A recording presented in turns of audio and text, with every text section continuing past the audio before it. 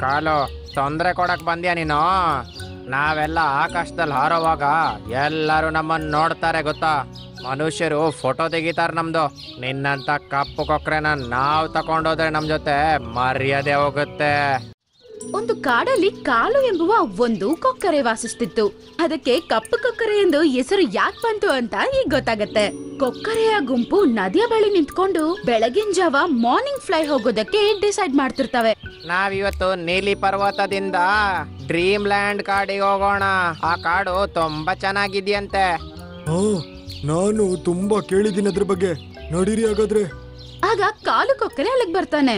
Friends, ನಾನು ನಿಮ್ ಜೊತೆ ಬರ್ಬೋದಾ? ಹೇಗೆ? ನಾನಿಲ್ಲಿ ಕಾಡಲ್ಲಿ ಬೋರಾಗಿ ಹೋಗ್ತೀನಿ. ಕಾಲು ತೊಂದರೆ ಕೊಡಕ್ ಬಂದ್ಯಾ ನೀನು? ನಾವೆಲ್ಲ ಆಕಾಶದಲ್ಲಿ ಹಾರೋವಾಗ ಎಲ್ಲರೂ ನಮ್ಮನ್ನು ನೋಡ್ತಾರೆ ಗೊತ್ತಾ? ಮನುಷ್ಯರು ಫೋಟೋ ತೆಗಿತಾರೆ ನಮ್ದು. ನಿನ್ನಂತ ಕಪ್ಪು ಕೊಕ್ರೆನ ನಾವು ತಕೊಂಡೋದ್ರೆ ನಮ್ ಜೊತೆ ಮರ್ಯಾದೆ ಹೋಗುತ್ತೆ. ಹಂಗಂತೇಳಿ ಎಲ್ಲಾನು ಅಲ್ಲಿಂದ ಹಾರಿ ಹೋಗ್ಬಿಡ್ತವೆ. ಕಾಲು ಕೊಕ್ಕರೆ ಮಾತ್ರ ಅಲ್ಲೇ ನಿಂತ್ಕೊಂಡು ತುಂಬಾ ಬೇಜಾರಾಗಿ ಅದ್ರ ಹಣೆ ಬರಹ ಬಗ್ಗೆ ಯೋಚನೆ ಮಾಡ್ತಿತ್ತು. ಅದೇ ಕಾಡಿನಲ್ಲಿ ತುಂಬಾನೇ ಕ್ರೂರವಾದ ಒಂದು ಜಂತು ಮೋಂಟು ವಾಸಿಸ್ತಿತ್ತು. ಕಪ್ಪು ಬೆಟ್ಟದ ಮೇಲೆ ಇರುವ ಅದರ ಸ್ನೇಹಿತನಾದ ಚಂಪು ಕರಡಿನ ನೋಡಕ್ ಹೋಗ್ತಿತ್ತು. ಆಗ ದಾರಿಯಲ್ಲಿ ಯಾರೋ ಅಳ್ತಾ ಇರೋ ಶಬ್ದ ಅದಕ್ಕೆ ಕೇಳಿಸುತ್ತೆ. ಅರೆ, ಇದು ಯಾರ ವಾಯ್ಸು? ಅದು ನೋಡುತ್ತೆ ಒಂದು ವಯಸ್ಸಾದ ಕರಡಿ. ಅದು ಕೆಳಗಡೆ ಕುತ್ಕೊಂಡು ಏನೋ ಗೊಣಗ್ತಾ ಇರುತ್ತೆ. ಅಯ್ಯೋ ದೇವ್ರೆ, ಅಯ್ಯೋ, ನಾನ್ ಸಾಯಕ್ಕಿದ್ದೀನಿ. ನಂಗೆ ತುಂಬಾ ಹೆದರಿಕೆ ಇದೆ. ಈ ಜಾದು ಈ ಲಾಕೆಟ್ ಯಾರಾದ್ರೂ ತಪ್ಪು ಪರ್ಸನ್ನ ಕೈಗೆ ಹೋದ್ರೆ ಏನಾಗುತ್ತೆ ಅಂತ. ಜಾದು ಈ ಲಾಕೆಟ ಇದು ನಂಗೆ ಕೆಲ್ಸಕ್ ಬರುತ್ತೆ ಹಂಗಂತೇಳಿ ಮೋಂಟು ಕರಡಿ ಅವನ ಹತ್ರ ಹೋಗ್ತಾನೆ. ಅರೆ ಕರಡಿ ಅಜ್ಜ, ನಿನ್ನ ಆರೋಗ್ಯ ಅಂತೂ ಹಾಳಾಗ್ತಾ ಇದೆಯಲ್ಲ. ನಡೀರಿ, ನಾನು ನಿಮ್ಮನ್ನ ನನ್ನ ಕಾಡಿಗೆ ಕರ್ಕೊಂಡು ಹೋಗ್ತೀನಿ. ನಾನು ನಿಮ್ಮ ಸೇವೆ ಮಾಡ್ತೀನಿ. ನೀವು ಸರಿಯಾಗ್ತೀರಾಗ. ನೀನು ತುಂಬ ಒಳ್ಳೆ ಪ್ರಾಣಿ ಅನ್ಸುತ್ತೆ. ಆದರೆ ನನ್ನ ಟೈಮು ಬಂದಾಯ್ತು. ನಾನು ಟೆನ್ಷನ್ ಇಲ್ಲದೆ ಸಾಯ್ಬೋದು. ನನಗೆ ನಿನ್ನಂಥ ಒಳ್ಳೆ ಪ್ರಾಣಿಯ ಹುಡುಕಾಟನೇ ಇತ್ತು. ಅದನ್ನು ಕೇಳಿ ಮೋಂಟು ಕರಡಿ ಹೀಗ ಅನ್ಕೋತಾನೆ. ಸಿಕ್ಬಿದ್ದ. ನನಗೆ ಅಮ್ಮ ಅರ್ಥ ಆಗಲಿಲ್ಲ. ನನ್ನ ಕುತ್ತಿಗೆಯಲ್ಲಿ ಲಾಕೆಟ್ ಇದೆಯಲ್ಲ, ಇದನ್ನ ಹಾಕೊಂಡವನು ಅವನ ರೈಟ್ ಹ್ಯಾಂಡನ್ನ ಮೇಲ್ ಮಾಡಿ ಬೆರಳಿಂದ ಅವನ ಹತ್ರ ತೋರಿಸಿದ್ರೆ ಸಾಕು, ಬೆರಳಿಂದ ಒಂದು ಬುಲೆಟ್ನ ತರ ಮುಳ್ಳು ಬಂದು ತಾಗೋಗುತ್ತೆ. ಇದು ತುಂಬಾ ಡೇಂಜರ್ ಅಜ್ಜ. ಹಾ, ಅದಕ್ಕೇನೆ ನಾನು ಸತ್ತಾದ ನಂತರ ಈ ಲಾಕೆಟ್ನ ನೀನೇ ಇಟ್ಕೊಳ್ಬೇಕಪ್ಪ. ಇದನ್ನ ನೀನು ಪ್ರಾಣಿಗಳನ್ನ ರಕ್ಷಿಸೋಕೆ ಮತ್ತೆ ಕಾಡಿನ ಒಳ್ಳೇದಾಗಕ್ಕೆ ಬಳಸು. ನೀವ್ ಹೇಗೆ ಹೇಳ್ತಿರೋ ಹಾಗಜ್ಜ. ಹಂಗಂತೇಳಿ 2-3 ಸಲ ಶ್ವಾಸ ತಗೊಂಡು ವಯಸ್ಸಾದ ಕರಡಿ ಸತ್ತೋಗ್ಬಿಡುತ್ತೆ. ಮೋಂಟು ಕರಡಿ ಸಂತೋಷ ಪಡ್ತಾ ಅದರ ಕತ್ತಲ್ಲಿರುವ ಲಾಕೆಟ್ ಎತ್ಕೊಂಡು ಅವನ ಕತ್ತಿಗೆ ಹಾಕೊಳ್ಳುತ್ತೆ. ಸ್ವಲ್ಪ ತಾದ್ಮೇಲೆ ಅವನು ಕಾಡಿಗೆ ಬಂದು ಸೇರ್ತಾನೆ. ಆಗ ಅವನ ಎದುರುಗಡೆ 2 ನರಿಗಳು ನಿಂತಿರೋದನ್ನ ಅವನು ನೋಡ್ತಾನೆ. ಅವ್ರ ಮುಂದೆ ಒಂದು ಮೀನು ಕೆಳಗಡೆ ಬಿದ್ದಿರುತ್ತೆ. ಇದ್ ನಂದು ಅಲ್ಲ, ನಂದ. ಮೊದ್ಲು ನಾನ್ ನೋಡಿದ್ದನ್ನ ನಾನಿದನ್ ತಿಂತೀನಿ. ಮೋಂಟೋ ಬಂದಾಗೋಗಿದೆ, ಈಗ ನಾನ್ ತಿಂತೀನಿ. ಅರೆ, ತಲೆ ಕೆಟ್ಟೋಗಿದ್ಯಾ ನಿಂಗೆ? ನೋಡ್ ನಿಲ್ಲೀಗ ನಿಂಗೆ. ಹಂಗಂತೇಳಿ ಅವರಿಬ್ರು ಅದನ್ನ ಎತ್ಕೊಳಕ್ ಹೋಗ್ತಾರೆ. ಅದೇ ಸಮಯದಲ್ಲಿ ಮೋಂಟು ಕರಡಿ ಅವ್ರ ಕಡೆ ಬೆರಳನ್ನ ತೋರಿಸ್ತಾನೆ. ಹಂಗ್ ಮಾಡಿದ ತಕ್ಷಣ ಅವ್ನ ಬೆರಳಿಂದ 2 ಮೊಳೆ ಆಚೆ ಬರುತ್ತೆ. ಅದು ಅವರಿಬ್ಬರ ಶರೀರದ ಮೇಲೆ ಹೋಗಿ ಬೀಳುತ್ತೆ. ನನ್ನ ಹತ್ರ ಹೋರಾಡೋದಕ್ಕಿಂತ ಮುಂಚೆ ಇನ್ನೊಮ್ಮೆ ಆಲೋಚನೆ ಮಾಡಿ. ಮೀನನ್ನ ಅದ್ರ ಬಾಯಲ್ಲಿ ಇಟ್ಕೊಂಡು ಅವರಿಬ್ರು ನರ್ಲಾಡ್ತಿದ್ರು ಕೇರ್ ಮಾಡದೆ ಅಲ್ಲಿಂದ ಹೋಗ್ಬಿಡುತ್ತೆ. ಸ್ವಲ್ಪ ತಾದ್ಮೇಲೆ ಕಪ್ಪು ಕೊಕ್ಕರೆ ಅಲ್ಲಿಗೆ ಬರುತ್ತೆ. ಅದು ಅಲ್ಲಿಗೆ ಬಂದಿದ ತಕ್ಷಣ ಅವರ ಶರೀರದಲ್ಲಿರುವ ಮೊಳನ ಅದರ ಬಾಯಿಯಿಂದ ತೆಗೆದು ಬಿಡುತ್ತೆ. ಕೊಕ್ಕರೆ ಅಣ್ಣ, ನಾವು ನಿನ್ನ ಫ್ರೆಂಡ್ಸ್ ಅಂತ ಅನ್ಕೊಂಡಿದ್ದೇ ಇಲ್ಲ. ಆದ್ರೆ ನೀನ್ ನಮಗೆ ಹೆಲ್ಪ್ ಮಾಡ್ದೆ, ನಮ್ಮನ್ನ ಸಂಸ್ಬಿಡಣ್ಣ. ಇರ್ಲಿ ಬಿಡಪ್ಪ, ನಾನಂತೂ ಯಾವಾಗ್ಲೂ ಒಬ್ನೇ ಇರೋದಲ್ವಾ. ಇವತ್ತಿಂದ ನೀನ್ ಒಬ್ನೇ ಅಲ್ಲ, ನಾವ್ ನಿನ್ ಜೊತೆಗಿದ್ದೀವಿ. ಈ ರೀತಿ ಅವರು ಮೂವರು ಫ್ರೆಂಡ್ಸ್ ಆಗ್ಬಿಡ್ತಾರೆ. ಮತ್ತೆ ಕಾಲುಗೆ ಒಬ್ಬಂಟಿಯಾಗಿರುವ ಫೀಲಿಂಗು ಕಡಿಮೆ ಆಗುತ್ತೆ. ಆದ್ರೆ ಇನ್ನೊಂದು ಕಡೆ ಮೋಂಟುವಿನ ಅನ್ಯಾಯ ಜಾಸ್ತಿ ಆಗ್ತಾನೆ ಇತ್ತು. ಅದು ಓಡೋಡ್ತಾ ಬಂದು ಶೇರ್ ಖಾನಿನ ಸಭೆಯಲ್ಲಿ ಬಂದು ಸೇರ್ಕೊಳ್ಳುತ್ತೆ. ಶೇರ್ ಖಾನ್ ಸಿಂಹಾಸನದಲ್ಲಿ ಕುತ್ಕೊಂಡಿದ್ರು. ಅವ್ರ ಮುಂದ್ಗಡೆ ಎಲ್ಲಾ ಜಂತುಗಳು ನಿಂತ್ಕೊಂಡಿದ್ವು. ಸಿಂಹ, ಇವತ್ತಿಂದ ನಿನ್ನ ಆಡಳಿತನ ನಿಲ್ಸ್ಬಿಡು, ಇಲ್ಲ ಅಂದ್ರೆ ಸರಿ ಇರಲ್ಲ. ಹ, ನೀನು ನನ್ನನ್ನ ಮುಗಿಸ್ತೀಯ, ತಲೆ ಕೆಟ್ಟೋಗಿದ್ಯಾ. ಹಾ, ನಿನಗೂ ಟ್ರೈಲರ್ ತೋರಿಸ್ಬೇಕು ಅನ್ಸುತ್ತೆ. ಹಂಗಂತೇಳಿ ಅದು ಅದರ ಬೆರಳನ್ನು ಉಪಯೋಗಿಸಿ ಆನೆ ಮೇಲೆ ದಾಳಿ ಮಾಡುತ್ತೆ. ಆನೆನ ಸೊಂಡಿಲ ಮೇಲೆ, ಹೊಟ್ಟೆಯ ಮೇಲೆ ಆ ಮೊಳೆ ಹೋಗಿ ಚುಚ್ಕೊಂಡ್ಬಿಡುತ್ತೆ. ಓ, ಅದನ್ನ ನೋಡಿ ಎಲ್ಲಾ ಜಂತುಗಳಿಗೂ ಆಶ್ಚರ್ಯ ಆಗ್ಬಿಡುತ್ತೆ. ಅವರ ಕಣ್ಣಲ್ಲಿ ಭಯ ತುಂಬಿತ್ತು. ಇದೀಗ ಸಾಧ್ಯ, ಅವನ ಕೈಯಿಂದ ಮೊಳೆ ಬರ್ತಾ ಇದೆಯಲ್ಲ. ಈಗ ಹೇಳಿ, ನಾನು ನಿಮ್ಮ ರಾಜನ ಅಲ್ವಾ ಅಂತ, ಇಲ್ಲ ನಿಮ್ಮನ್ ಮುಗಿಸ್ಬಿಡ್ಲಾ? ನಮ್ಮ ಕಾಡಿನ ರಾಜ ಸಿಂಹ ಮಾತ್ರ. ಹೌದಾ, ತಗೋ. ಹಂಗಂತೇಳಿ ಅದು ಎಲ್ಲಾ ಜಂತುಗಳ ಕಡೆ ಅದರ ಬೆರಳನ್ನು ತೋರಿಸುತ್ತೆ. ಅದರ ಬೆರಳಿಂದ ತುಂಬಾ ಮೊಳೆಗಳು ಆಚೆ ಬರುತ್ತೆ. ಅದೇ ಸಮಯಕ್ಕೆ ಕೊಕ್ಕರೆಯಲ್ಲಿ ಬಂದಿರೋ ಕಾರಣದಿಂದ ಎಲ್ಲಾ ಮೊಳೆಗಳು ಅದ್ರ ಮೇಲೆನೆ ಹೋಗ್ಬೀಳುತ್ತೆ. ಅಯ್ಯಬ್ಬ, ಅಯ್ಯೋ. ನೀನೆಲ್ಲಿಂದ ಬಂದೆ? ನಂಗನ್ಸುತ್ತೆ ಸಾಯಕ್ ಬೇಗ ಇದೆ ನಿಂಗೆ. ಕಪ್ಪು ಕೊಕ್ಕರೆ ಪಾಪ ನೋವಿಂದ ನರಳಾಡ್ತಿರುತ್ತೆ. ಅಷ್ಟ್ರಲ್ಲೇ ಈ ಕರಡಿ ಬೇರೆ ಜಂತುಗಳ ಮೇಲೆ ದಾಳಿ ಮಾಡುತ್ತೆ. ಆದ್ರೆ ಕೊಕ್ಕರೆ ಎಲ್ಲಾ ಜಂತುಗಳ ಮುಂದೆ ಬಂದ್ಬಿಡುತ್ತೆ. ಮತ್ತೆ ಅದರ ರೆಕ್ಕೆಗಳನ್ನು ಬಿಚ್ಚಿ ಎಲ್ಲಾ ಜಂತುಗಳನ್ನು ಅದು ಕಾಪಾಡುತ್ತೆ. ಅಯ್ಯಬ್ಬ, ಅಯ್ಯೋ. ಅದರ ಶರೀರನೇ ಪೆಟ್ಟಾಗ್ಬಿಟ್ಟಿರುತ್ತೆ. ಯಾಕೆ ಪ್ರಾಣಿಗಳಿಗೋಸ್ಕರ ನಿನ್ನ ಜೀವನ ಕೊಲ್ತಾ ಇದೀಯಾ? ಇವರು ನಿನಗೇನಾಗಬೇಕು ಅಂತ? ಪರವಾಗಿಲ್ಲ, ನಾನು ಸತ್ತೋದ್ರು ಇವ್ರಿಗೇನು ಫರಕ್ ಬೀಳಲ್ಲ. ಇವ್ರು ಯಾರಿಗೂ ನಾನು ಇಷ್ಟ ಇಲ್ಲ. ಹಂಗಂತೇಳಿ ಅದರ ಪ್ರಾಣನೂ ಅದು ಲೆಕ್ಕ ಮಾಡದೆ ಕರಡಿಯ ಮೇಲೆ ಅದು ದಾಳಿ ಮಾಡಕ್ ಹೋಗುತ್ತೆ. ತುಂಬಾ ಹೊತ್ತು ಅದು ಹೋರಾಡಿದ ನಂತರ ಅದರ ಮೈಯೆಲ್ಲ ಪಾಪ ಪೆಟ್ಟಾಗಿರುತ್ತೆ. ಆದ್ರೆ ಅದೇ ಸಮಯದಲ್ಲಿ ಕರಡಿಯ ಲಾಕೆಟ್ ಮೇಲೆ ರೆಕ್ಕೆ ಬಿದ್ದು ಆ ಲಾಕೆಟ್ ಕಿತ್ತೋಗಿ ಕೆಳಗಡೆ ಬಿದ್ದೋಗ್ಬಿಡುತ್ತೆ. ಇಲ್ಲ, ನನ್ನ ಲಾಕೆಟ್. ಆಗ ಕೊಕ್ಕರೆಗೆ ಅರ್ಥ ಆಗತ್ತೆ ಇದು ಮಾಯಾ ಲಾಕೆಟ್ ಅಂತ. ಅದು ಆ ಲಾಕೆಟ್ ನ ಬಾಯಲ್ಲೆತ್ಕೊಂಡು ಬೇಗ ಬೇಗ ಹೋಗಿ ನೀರಲ್ಲಿ ಹಾಕ್ಬಿಡುತ್ತೆ. ಇಲ್ಲ, ಅಯ್ಯೋ ಅಯ್ಯೋ, ಇದನ್ನೇನ್ ಮಾಡ್ದೆ ನೀನು? ಹಂಗಂತೇಳಿ ಮತ್ತೆ ಕಾಲು ಕೊಕ್ಕರೆ ಮೇಲೆ ದಾಳಿ ಮಾಡುತ್ತೆ. ಎಲ್ಲಾ ಜಂತುಗಳು ಈಗ ಗಮನಿಸುತ್ತವೆ, ಅದರ ಬೆರಳಿಂದ ಮೊಳೆ ಬರ್ತಾ ಇಲ್ಲ. ಅದು ಅದರ ಕೈ ಮತ್ತು ಕಾಲು ಉಪಯೋಗಿಸಿ ದಾಳಿ ಮಾಡ್ತಿತ್ತು.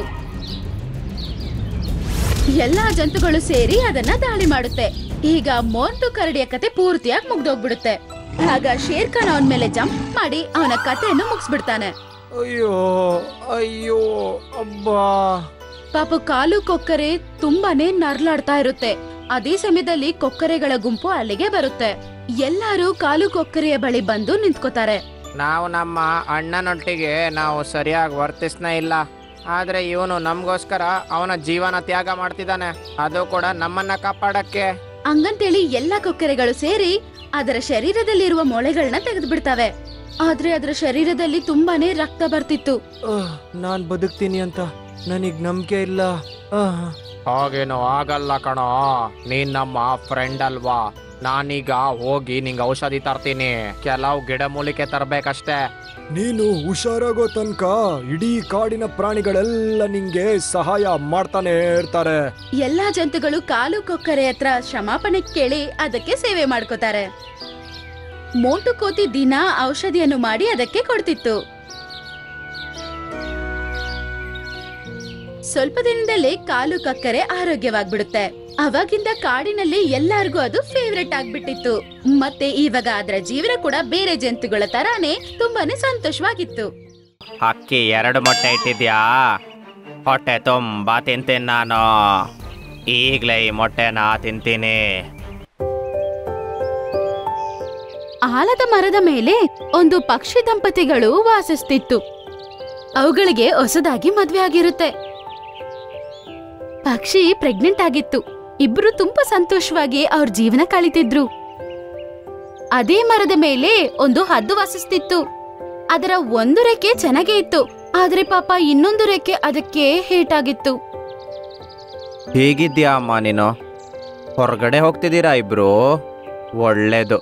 ಅದೇ ಎಷ್ಟ್ ಸರಿ ಹೇಳಿದೀನಿ ನಾನು ನಿಂಗೆ, ಎಲ್ಲಾದ್ರೂ ಹೋಗುವಾಗ ಎಲ್ಲಿಗೆ ಅಂತ ಕೇಳ್ಬೇಡ ಅಂತ. ಕೇಳಿದ್ರೆ ಕೆಲ್ಸ ಆಗಲ್ಲ ಅಂತ ಗೊತ್ತಿಲ್ವಾ? ಏನ್ ಹದ್ದಣ್ಣ, ನಾವ್ ಎಲ್ಲೋದ್ರೆ ನಿಮ್ಗೇನು? ನಿಮ್ಗೆ ಯಾಕ ಚಿಂತೆ?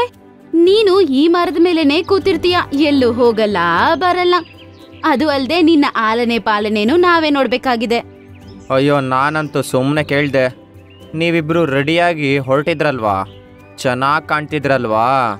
ಆ ದೇವರು ನಿಮ್ಮ ಜೋಡಿನ ಹೀಗೆ ಇಟ್ಟಿರ್ಲಿ.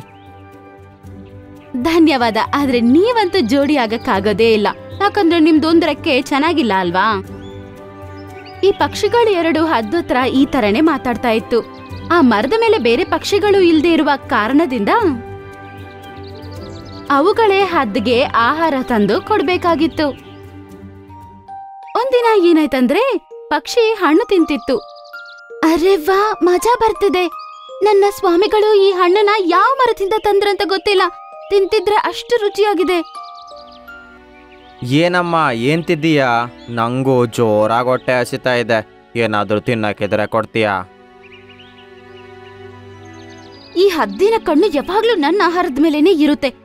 ಇದಕ್ಕೆ ನಾನ್ ಪ್ರೆಗ್ನೆಂಟ್ ಆಗಿದ್ದೀನಿ ಅಂತ ಗೊತ್ತಿಲ್ವಾ? ಯಾವಾಗ ನೋಡು ನನ್ನ ಆಹಾರನೇ ನೋಡ್ತಾ ಇರುತ್ತೆ. ಏನಾಯ್ತು? ಇವತ್ತೇನು ಮಾಡ್ಲಿಲ್ವಾ? ತರ್ತೀನಿ ರೀ. ಪಕ್ಷಿಯ ರಾತ್ರಿಯ ಆಹಾರ ಹದ್ದಿಗೆ ತಗೊಂಡು ಕೊಡುತ್ತೆ.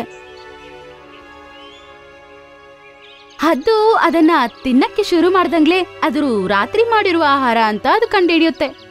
ಏನಮ್ಮ ಇದು ನಿನ್ನೆ ರಾತ್ರಿದಲ್ವಾ? ಇವತ್ತೇನು ಮಾಡಿಲ್ವಾ? ಇರೋದನ್ನೇ ಕೊಡಕ್ಕಾಗೋದು. ಬೇಕಂದ್ರೆ ತಿನ್ನಿ, ಇಲ್ಲಾಂದ್ರೆ ಬೇಡ. ಯಾವಾಗ್ಲೂ ನೀನು ನಿನ್ನೆದ್ದೇ ಕೊಡೋದು ನಂಗೆ. ಮತ್ತೆ ನೀನಂತೂ ಒಳ್ಳೇದೊಳ್ಳೆ ತಿಂತಿರ್ತೀಯ.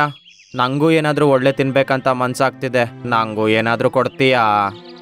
ನೀವ್ ಈ ಮರದ ಮೇಲೆನೆ ಕೂತ್ಕೊಂಡು ನನ್ ತಲೆ ತಿಂತಾ ಇರ್ತೀರ. ಯಾವಾಗ್ಲೂ ಎಲ್ಲೂ ಎಗಿರಿ ಹೋಗಕ್ಕಾಗಲ್ಲ. ಇದೇ ಮರದ ಮೇಲೆ ದಿನ ಕಳೀತೀರಾ. ತಿನ್ನೋದಕ್ಕೆ ಏನಾದ್ರೂ ಸಿಕ್ಕಿದ್ರು ಏನಾದ್ರೂ ಒಂದು ಕೊರತೆ ಹೇಳಿ. ಅರೆ, ನನ್ ಗಂಡ ಬೆಳಗ್ಗೆ ರಾತ್ರಿ ಕಷ್ಟಪಟ್ಟು ಆಹಾರ ತರ್ತಾನೆ. ಆ ಆಹಾರ ನಿನಗ್ ಕೊಡ್ಬೇಕಂತ ನೀನ್ ಅನ್ಕೊಂಡಿದೀಯಾ? ಏನ್ ಸಿಗುತ್ತೋ ಅದನ್ ತಿನ್ನು. ಹದ್ದು ಏನು ಮಾತಾಡ್ದೆ ಪಾಪ ಅದೇ ಆಹಾರನ ತಿನ್ನುತ್ತೆ. ದಿನ ಪಕ್ಷಿಯ ಈ ತರದ ಮಾತುಗಳನ್ನ ಕೇಳ್ಬೇಕಾಗುತ್ತೆ. ಆದ್ರೆ ಪಾಪ ಅದೇನು ಮಾಡಕ್ಕಾಗಲ್ಲ. ಅದಕ್ಕೆ ಪಾಪ ಎಗರಕ್ಕಾಗಲ್ಲ. ಅದ್ರಿಂದ ಅದು ಆಹಾರ ತರೋ ಪ್ರಯತ್ನ ಕೂಡ ಪಾಪ ಮಾಡಕ್ಕಾಗೋದಿಲ್ಲ. ಅದ್ರಿಂದ ಈ ಹಕ್ಕಿಯ ಕಷ್ಟ ಕೊಡೋ ಮಾತುಗಳನ್ನ ಕೇಳ್ಬೇಕಾಗಿತ್ತು. ಅದು ಏನು ಮಾತಾಡ್ದೆ ಕೇಳ್ತಿತ್ತು. ಅಯ್ಯೋ ದೇವ್ರೆ, ನೀನು ಜೀವ ಕೊಟ್ಟು ನನ್ನ ಜೀವನನ ಯಾಕೆ ಹೀಗೆ ಮಾಡಿದೆ? ನಾನು ಬದುಕಿದ್ದು ಈ ಭೂಮಿ ಮೇಲೆ ಯಾರಿಗೆ ಏನು ಮಾಡಲಿ? ನಾನೊಬ್ರಿಗೆ ಭಾರ ಅಷ್ಟೇ. ಈ ಮರದ ಮೇಲಂತೂ ಯಾರು ಬರೋದು ಕೂಡ ಇಲ್ಲ. ಯಾರಾದರೂ ಬಂದರೆ ನನಗೆ ಅವರು ಹೊಟ್ಟೆಗೆ ಹಾಕಬೇಕಾಗತ್ತೆ. ಒಂದಿನದ ವಿಷಯ ಆದರೂ ಹೌದು ಅಂತ ನನ್ನ ಜೀವನ ಹೀಗೇನೆ ಇರುತ್ತಾ? ನೀವು ಯಾಕೆ ನನಗೆ 2 ರೆಕ್ಕೆನ ಸರಿ ಕೊಟ್ಟಿಲ್ಲ? ಹಾಂ, ನಾನು ಹಾರ್ಬೋದಿತ್ತು, ಆಕಾಶದೆತ್ತರಕ್ಕೆ ಹಾರ್ಬೋದಿತ್ತು, ಏನು ಬೇಕೋ ಅದನ್ನು ತಿನ್ಬೋದಿತ್ತು. ಯಾರಿಗೂ ಬೇಜಾರಂತೂ ಮಾಡ್ತಿರ್ಲಿಲ್ವಲ್ಲ. ಈ ರೀತಿ ಹದ್ದು ಅದ್ರ ಬಗ್ಗೆ ಅದು ಹಾಗೆ ಮಾತಾಡ್ಕೋತಿತ್ತು. ಆಗ ಆ ಮರದ ಬಳಿ ಇರುವ ಒಂದು ಹಾವಿನ ಮೇಲೆ ದೃಷ್ಟಿ ಬೀಳುತ್ತೆ. ಹಾವು ಚೆನ್ನಾಗಿ ಕಣ್ಬಿಟ್ಕೊಂಡು ಮೇಲೆ ನೋಡ್ತಾ ಇತ್ತು. ಈ ಹಕ್ಕಿ ಅಂತೂ ಪ್ರೆಗ್ನೆಂಟು. ಕೆಲವು ದಿನದಲ್ಲಿ ಇದು ಮೊಟ್ಟೆ ಕೊಡುತ್ತೆ. ಅದನ್ನ ನಾನು ಸ್ವಾಹ ಮಾಡ್ತೀನಿ. ತುಂಬಾ ದಿನ ಆಯ್ತು ಮೊಟ್ಟೆ ತಿಂದೆ. ಹಾವಿನ ಮಾತು ಹದ್ದು ಕೇಳಿಸ್ಕೊಳುತ್ತೆ. ಸ್ವಲ್ಪ ದಿನ ಆದ್ಮೇಲೆ ಆ ಪಕ್ಷಿ 2 ಮೊಟ್ಟೆ ಇಡುತ್ತೆ. ಆ 2 ಪಕ್ಷಿಗಳು ತುಂಬಾನೇ ಸಂತೋಷವಾಗಿರುತ್ತೆ. ಒಂದಿನ ಆ ಪಕ್ಷಿ ಅನಾರೋಗ್ಯಕ್ಕೆ ಒಳಗಾಗುತ್ತೆ. ಅವಳ ಗಂಡ ಡಾಕ್ಟರ್ ಹತ್ರ ಕರ್ಕೊಂಡು ಹೋಗ್ತಾನೆ. ಅದ್ದೇ ನೀನಂತೂ ಯಾವುದು ಕೆಲಸ ಮಾಡಲ್ಲ. ನನ್ನ ಹೆಂಡ್ತಿನ ಡಾಕ್ಟರ್ ಹತ್ರ ಕರ್ಕೊಂಡೋಗಿ ಬರೋ ತನಕನ ನಮ್ಮ ಮೊಟ್ಟೆನ ನೋಡ್ಕೋ. ನೀನು ಟೆನ್ಷನ್ ಮಾಡ್ಕೊಳ್ದೆ ಹೋಗು, ನಾನು ನೋಡ್ಕೊಳ್ತೀನಿ. ಇಬ್ರು ಅಲ್ಲಿಂದ ಹೋಗ್ಬಿಡ್ತಾರೆ. ಮತ್ತೆ ಮೊಟ್ಟೆ ಅಲ್ಲೇ ಇರುತ್ತೆ. ಹಾವು ಇದೇ ಚಾನ್ಸ್ಗೋಸ್ಕರ ವೇಟ್ ಮಾಡ್ತಿತ್ತು. ಒಳ್ಳೇದಾಯ್ತು, ಹಕ್ಕಿ 2 ಮೊಟ್ಟೆ ಇಟ್ಟಿದ್ಯಾ? ಹೊಟ್ಟೆ ತುಂಬಾ ತಿಂತೀನಿ ನಾನು. ಈಗಲೇ ಈ ಮೊಟ್ಟೆನ ತಿಂತೀನಿ. ಆದರೆ ಈ ಹದ್ದಂತೂ ಇಲ್ಲೇ ಕುತ್ಕೊಂಡಿದೆ. ಹಾ, ಅರೆ ಈ ಹದ್ದೇನು ಮಾಡುತ್ತೆ? ಹಾ, ಇದರ ರೆಕ್ಕೆ ಅಂತೂ ಕೆಲಸನೇ ಮಾಡಲ್ಲ. ಇವನನ್ನ ನಂಬ್ಕೊಂಡು ಹಕ್ಕಿಗಳು ಮೊಟ್ಟೆನ ಬಿಟ್ಟು ಹೋಗಿದ್ಯಾ? ಹಾವು ಮರದ ಮೇಲೆ ಹತ್ತುತ್ತಾ ಇರುತ್ತೆ. ಇದನ್ನ ಈ ಹದ್ದು ನೋಡ್ಕೊಂಡ್ಬಿಡುತ್ತೆ. ಏಯ್, ಎಲ್ಲಿದ್ಯಾ? ಅಲ್ಲೇ ನಿಲ್ಲೋ. ಧೈರ್ಯ ಮಾಡ್ಕೊಂಡು ಮೇಲೆ ಬಂದ್ರೆ ಯಾರು ನನಗೆ ಎದುರಿಸ್ತಾ ಇರೋದು? ಅಂಗವಿಕಲ ಹದ್ದ. ಏನು ಮಾಡೋಕ್ಕಾಗಲ್ಲ. ಒಂದು ಸ್ಟೆಪ್ ಮುಂದೆ ಇಟ್ಟರೆ ಅದ್ಯಾವುದು ಸರಿಯಾಗಿರಲ್ಲ. ನಾನು ಹಕ್ಕಿಯ ಮೊಟ್ಟೆನ ತಿಂತೀನಿ. ಏನು ಮಾಡುತ್ತೋ ಮಾಡ್ಕೋ. ಹಕ್ಕಿಯ ಮೊಟ್ಟೆ ಹತ್ರ ಹೋಗೋದಕ್ಕಿಂತ ಮುಂಚೆ ನನ್ನ ಹೆಣನ ದಾಟ್ಕೊಂಡು ಹೋಗ್ಬೇಕು ನೀನು. ಹಾಂ, ಹೌದಾ, ನೀನು ನನ್ನೊಟ್ಟಿಗೆ ಹೋರಾಡ್ತೀಯಾ? ಹಾವು ಹದ್ದಿನ ಮಾತು ಏನು ಕೇಳದೆ ಮರದ ಮೇಲೆ ಹತ್ತಾನೆ ಇರುತ್ತೆ. ಅದು ಹೀಗೆ ಮೇಲೆ ಹತ್ತಿದ್ದಂಗ್ಲೇ ಈ ಹದ್ದು ಅದರ ಒಂದು ರೆಕ್ಕೆಯಲ್ಲಿ ತುಂಬಾ ಗಟ್ಟಿಯಾಗಿ ಇಟ್ಕೊಂಡ್ಬಿಡುತ್ತೆ. ಅದು ಎಷ್ಟು ಗಟ್ಟಿಯಾಗಿ ಇಟ್ಕೊಂಡಿರುತ್ತಂದ್ರೆ ಹಾವಿಗೆ ಅದನ್ನ ಅದು ಕಾಪಾಡ್ಕೊಳಕ್ಕಾಗಿಲ್ಲ. ಅಷ್ಟರಲ್ಲೇ 2 ಪಕ್ಷಿಗಳು ಅಲ್ಲಿಗೆ ಬರ್ತವೆ. ಹಾ, ಈ ಹಾವು ಇಲ್ಲಿಂದ ಬಂತು? ನನ್ನ ಮಗು ಚೆನ್ನಾಗೇ ಇದೆ ಅಲ್ವಾ? ಪಕ್ಷಿ, ನಿನ್ನ ಮೊಟ್ಟೆನ ನೋಡ್ಕೊ ನೀನು. ನಾನು ಈ ಹಾವನ್ನ ನೋಡ್ಕೊಳ್ತೀನಿ. ಬೇಗ ಹೋಗು, ಇವನು ನಿಮ್ಮ ಮೊಟ್ಟೆನ ತಿನ್ನಕ್ ಬಂದಿದ್ದ. ಆ ಪಕ್ಷಿ ಕೂಡ ಹದ್ದಿನ ಜೊತೆ ಸೇರಿಕೊಳ್ಳುತ್ತೆ ಮತ್ತೆ ಹಾವ್ನ ಅಟ್ಯಾಕ್ ಮಾಡ್ತಾರೆ. ಹಾವು ಭಯ ಪಟ್ಕೊಂಡು ಅಲ್ಲಿಂದ ಅದರ ಪ್ರಾಣ ಕಾಪಾಡ್ಕೊಂಡು ಓಡೋಗ್ಬಿಡುತ್ತೆ. ಪಕ್ಷಿ ಇದನ್ನೆಲ್ಲ ನೋಡಿ ತುಂಬಾನೇ ಸಂತೋಷ ಪಡುತ್ತೆ. ಹದ್ದು ಅದರ ಮಕ್ಕಳ ಪ್ರಾಣ ಕಾಪಾಡ್ಬಿಡ್ತು. ಹದ್ದು ಅಣ್ಣ, ನೀನು ನನ್ನ ಮಕ್ಕಳ ಪ್ರಾಣ ಇವತ್ತು ಕಾಪಾಡಿದ್ಯಾ. ನಾನ್ ನಿನ್ನ ಏನೇನ್ ಮಾತು ಮಾತಾಡಿದೀನಿ, ಆದ್ರೆ ನೀನು ನಿನ್ನ ಪ್ರಾಣನೂ ಲೆಕ್ಕ ಮಾಡದೆ ಹಾವಿನ ಜೊತೆ ಜಗಳ ಮಾಡಿ ನನ್ನ ಮಕ್ಕಳನ್ನ ಕಾಪಾಡಿದ್ಯಾ. ನಿಮ್ಮ ಈ ಸಹಾಯ ನಾನು ಯಾವಾಗ್ಲೂ ಮರೆಯೋದಿಲ್ಲ. ಹದ್ದಣ್ಣ, ನಮ್ಮನ್ನ ಕ್ಷಮಿಸ್ಬಿಡು. ನಮ್ಮ ಕಠೋರವಾದ ಮಾತಿಂದ ನಿಂಗೆ ಬೇಜಾರಾಗಿದೆ ಅಂತ ಗೊತ್ತು. ನಾವಂತೂ ನಿನ್ನ ನಾಲಾಯಕ್ ಅಂತ ಅನ್ಕೊಂಡಿದ್ವಿ. ಆದ್ರೂ ನಮಗೆ ನೀನು ಹೆಲ್ಪ್ ಮಾಡಿದ್ಯಾ. ಅರೇ, ಇದಂತೂ ನನ್ನ ಕರ್ತವ್ಯ. ಇವಾಗ ಪಕ್ಷಿಗಳು 2 ಹದ್ದುನ ತುಂಬಾ ಚೆನ್ನಾಗಿ ನೋಡ್ಕೊತಾ ಇತ್ತು. ಮತ್ತೆ ಹದ್ದಿನ ಬಳಿ ತುಂಬಾ ಪ್ರೀತಿಯಿಂದ ಮಾತಾಡ್ತಿದ್ವು. ಈಗ 3 ಸೇರಿ ತುಂಬಾ ಸಂತೋಷವಾಗಿ ಆಲದ ಮರದಲ್ಲಿ ಜೀವಿಸ್ತಾ ಇದೆ.